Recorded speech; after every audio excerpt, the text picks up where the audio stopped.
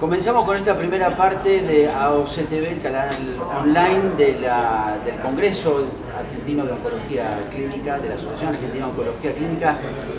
Este congreso que ya comenzó hoy, lunes 23 de noviembre, muy temprano, a las 8 de la mañana, y que ya se fueron realizando diversas actividades en paralelo. Lo que tenemos que hacer primero es saludar y presentar al presidente de este congreso, al doctor Adrián Anuá. ¿Qué tal, doctor? ¿Cómo le va? Bien, muy bien, buenas tardes.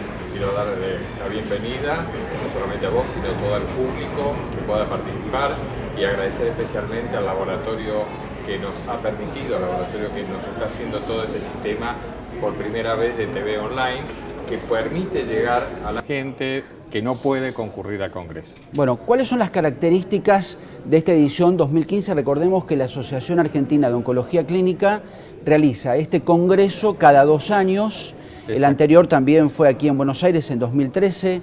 En 2015, sí. ¿Con qué nos encontramos? ¿Con qué nos vamos a encontrar? Bueno, este congreso fue diseñado, o sea que empezó a diseñar ya el año pasado, o sea, finaliza uno y ya se empieza a organizar el siguiente, que se hace cada 2 años. Y bueno, tratando de abarcar todos los aspectos que tienen que ver con la oncología, que hoy en día abarca múltiples áreas, no solamente el área médica, sino el área social, el área psicológica. Se va a hablar en este congreso de diferentes temas, entre ellas las relaciones con las ONG, las relaciones que hay, se va a hacer toda una difusión hacia el periodismo, se va a hablar de temas tan diversos como los aranceles médicos oncológicos, la farmacoeconomía, la investigación clínica en oncología, se va a ver presentación de trabajos libres, se va a tomar, por supuesto, se va a hacer cursos de distintas áreas, cursos de cirugía oncológica, cursos de imágenes, cursos de psicooncología, cursos de cuidados paliativos. Y va a haber además mesas de discusión con la que ya empezamos esta mañana, que es una forma de participación de diversos especialistas que tienen que ver con el paciente oncológico. No solamente oncólogos, de pronto van a estar cirujanos, ginecólogos, urólogos. Y en esas mesas multidisciplinarias, esta mañana ya se hicieron 16 de esas mesas. 16 mesas. 16 mesas. Participan distintos especialistas, se toma una localización tumoral, por ejemplo, cáncer de páncreas, y se ven las novedades que surgieron en estos 2 años en cuanto al diagnóstico, a la terapéutica y el futuro que viene de la especialidad. Entonces se va sacando conclusiones y esas conclusiones después se exponen al terminar todas esas mesas para que todos los que participaron, además de conocer lo que se habló en su mesa, interpreten todos los conceptos que se dieron en las otras mesas. ¿Hay un líder de cada mesa, doctor? Sí, se puso un presidente de la mesa quien aquí formula 7 u 8 preguntas, que son las que se discuten durante esa hora y media que se hace la mesa, esa discusión. Son 90 minutos para discutir un determinado tipo tumoral. Exactamente. Entonces se toma, por ejemplo, un tumor como se toma cualquiera de ellos y se va viendo todas las novedades que hay, los métodos diagnósticos nuevos, todo lo que fue surgiendo en estos últimos 2 años, tratando de actualizar ese tema. Esas conclusiones después se leen y después se publican incluso en la revista de la Asociación Argentina de Oncología Clínica. ¿Y a ese presidente de cada mesa, quiénes lo acompañan o quiénes lo secundan? Lo va a secundar un coordinador, que es el que va a coordinar todas estas respuestas que se van a hacer, y va a haber diferentes especialistas invitados que van a ir desarrollando el tema. ¿Y participan residentes también o estudiantes o no? Sí. Ellos están como, algunos de ellos activamente y otros escuchando. O sea que esto es abierto a todos los médicos. Entonces eso permite que haya amplia difusión del tema y múltiples opiniones. Está bien. Bueno, ¿y qué otro tipo de actividades de aquí en adelante, lo que resta de esta tarde y para martes y Bueno, se han hecho simposios. Se va a hacer un simposio médico de actualización en todo lo que es terapéutica del cáncer de riñón, en la enfermedad en primera y en segunda línea, y ahora se van a hacer en simultáneo novedades que hay en los tumores de mama, se va a ver en los tumores digestivos y en los tumores de cabeza y cuello. Así que se va haciendo un panel multidisciplinario para que la gente, de acuerdo a sus preferencias, pueda participar en una u otra mesa. Bien, nosotros le explicamos al público que nos está siguiendo por internet a través de la página web de la Asociación Argentina de Oncología Clínica y de este congreso de oncología, que si bien nosotros tratamos temas médicos, de esto se trata este congreso. También entendemos que llegamos a un público que va más allá de la comunidad médica y que este mensaje tiende a difundir los temas vinculados con el cáncer y con el desarrollo de la oncología en nuestro país. Doctora Anual, yo quisiera saber sobre su trabajo como médico en el Hospital Eva Perón, en la localidad, en el partido de San Martín, donde ahí usted es jefe de oncología clínica. ¿Desde hace cuánto? Y ya desde el año 93, así desde que hace el año 93. Bastantes años. ¿Y cómo fue evolucionando? A ver, la prestación del servicio en un hospital público, sí, y cómo fue a su criterio evolucionando la oncología. Bueno, yo creo que lo interesante que tal vez yo pude ver es, yo en la mañana trabajo en un hospital público y en la tarde vuelco mi actividad en lo que es la actividad profesional de coberturas de obras sociales y prepagas. Que cuando yo comencé en el año 93 no había diferencia prácticamente.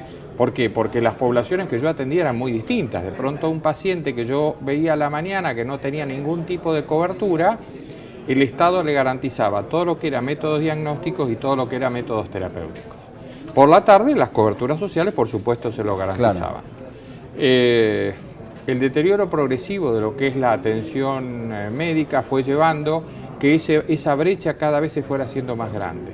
Y así en los últimos años, lamentablemente, la atención en los que es hospitales públicos con pacientes sin cobertura social se fue deteriorando. No por la parte médica, es decir, los conocimientos de uno como médico es lo mismo para incluso aplicar avanzan, en uno, claro, en otro. Es decir, los avances que hay en la medicina y sobre todo un área como oncología, que es un área muy dinámica, un área que va constantemente a los cambios y va llevando a nuevos métodos, no solamente terapéuticos, sino diagnósticos que hay que ir aplicando. Por supuesto que eso fue llevando que la medicina, y sobre todo en áreas como oncología, se fuera haciendo cada vez más cara, donde uno tiene que aprender a administrar los recursos. Pero el problema es cuando uno cuenta con recursos, y a veces en los hospitales públicos no contamos con recursos para diagnóstico ni para tratamiento, porque quedan todo en una maraña de burocracia, de lentitud o con falta de medicaciones que hace que se va resintiendo el paciente que va a atenderse a un hospital, a diferencia del que tiene una cobertura social. Bueno, de hecho, usted encabezó algún tipo de reclamo con respecto a los bancos de drogas. Sí, sobre todo en los últimos 2 años, donde el problema fue tal vez más dramático, porque tuvimos que cortar tratamientos porque no llegaba medicación, simplemente por falta de cobertura económica, no era otro problema, no eran problemas ni siquiera administrativos. Es decir, el banco de drogas no contaba con los recursos económicos para comprarlo y por lo tanto se iba resintiendo cada vez más la atención de esos pacientes. Uno como médico aprendió a buscar vueltas de, bueno, de pronto pacientes tratar de derivarlos a otros bancos de drogas o otra vuelta que tampoco era una solución muy lógica, pero uno lo va buscando como médico para que el paciente no se quede sin una atención médica. Sí. Eso implica también una mayor sobrecarga a la tarea médica, porque uno no solamente tiene que prescribir una medicación, sino ver cómo ese paciente consigue la medicación, que es a veces una tarea más difícil que decidir la terapéutica. Este hospital que está en San Martín, geográficamente, ¿qué zonas y abarca el banco de drogas que está en el hospital Eva Perón. Y la atención de su servicio, ¿no? Sí, recibe pacientes, no solamente de ese hospital, sino que llegan pedidos de medicación de San Miguel, de los otros hospitales que están en el partido de San Martín y de varios hospitales, incluso de partidos vecinos, que llegan y concurren a ese hospital a buscar la medicación. Sí, estamos hablando de un área de población muy grande, arriba del 1 millón de habitantes. Una densidad de población muy grande con necesidades. Además, tal vez el hecho que el hospital Eva Perón es un hospital de mayor complejidad que los otros de la zona hace que también tenga una demanda muy grande de pacientes. Sí. Por suerte, en la parte profesional, yo fui incorporando médicos y no es lo que falta atención en cuanto a profesionales, sino que el problema está que a veces esos profesionales que estamos no damos abasto en cuanto a la medicación que sigue, pero no por la atención del paciente. Sí.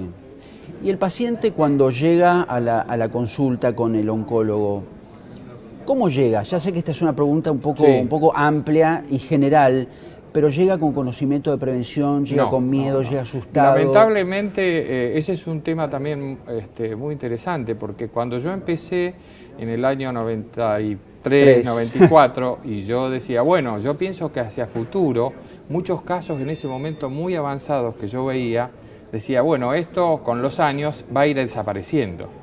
¿Por qué? Por la prevención, por los medios de difusión, la gente va a consultar más precozmente. Sin embargo, eso fue algo falso porque hoy en día sigo viendo pacientes en el año 2015 en estados muy avanzados como los veía en el año 93.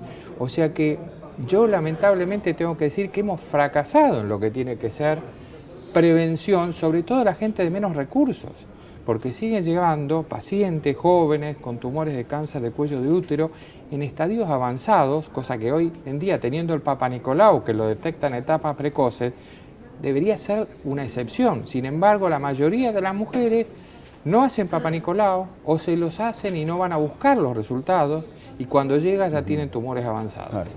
Tumores de mama, que antes uno decía, bueno, un tumor de mama se ve en estadios con un tumor que ni se pueda detectar o que sea un tumor inicial, sin embargo siguen llegando pacientes con tumores ulcerados, avanzados, que uno dice, ¿cómo en esta etapa no se le ocurrió consultar a un médico? Yo creo que tiene que ver mucho con la educación. Por eso me parece importante, en este congreso se va a resaltar un poco todo lo que puede ser difusión con el periodismo para que se le pierda el miedo al cáncer y de esa manera sepan que una enfermedad como el cáncer, si se detecta a tiempo, tiene muchas más chances de cura que cuando uno la deja avanzar. Bien, y usted trabaja con un equipo multidisciplinario. ¿Cómo está conformado ese equipo, más allá de los nombres y apellidos? No, seguro. ¿Qué roles, ¿no? Bueno, por suerte, el hospital como es un hospital escuela, yo tengo incluida una residencia en oncología, o sea que estoy formando también oncólogos, que eso da una responsabilidad muy grande, porque uno no solamente tiene que hacer medicina asistencial, sino que tiene que hacer medicina para educar y formar a gente que posteriormente va a ser la especialidad. Está bien. Entonces es clave que además del médico tenga un apoyo con los psicólogos. Yo tengo psicólogas especialistas en oncología que hacen un apoyo al paciente, pero a la vez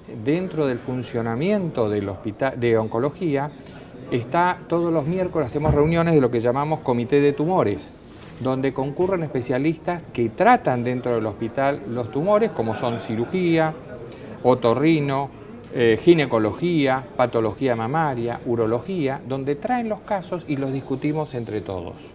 Entonces, la decisión terapéutica se toma en forma consensuada y no individual. Por otro lado, dentro del servicio de oncología, nosotros lo que hacemos también en la mañana es, en forma similar, en uno de los viajes que yo he hecho afuera, que uno ve qué es lo que hacen en otros países y el modelo que hicieron los americanos, es la discusión de los casos. Entonces yo eso lo implemento todas las mañanas, donde antes de ver los pacientes discutimos el caso entre todos. Por lo tanto, cuando el médico ve al paciente, la opinión que tiene fue tomada por todo el conjunto y no por una sola persona. ¿Qué perfil advierte usted en el oncólogo próximo, en el oncólogo del futuro, esa gente que usted está formando? Yo creo que el oncólogo va a tener que ir transformándose como se fue transformando la medicina.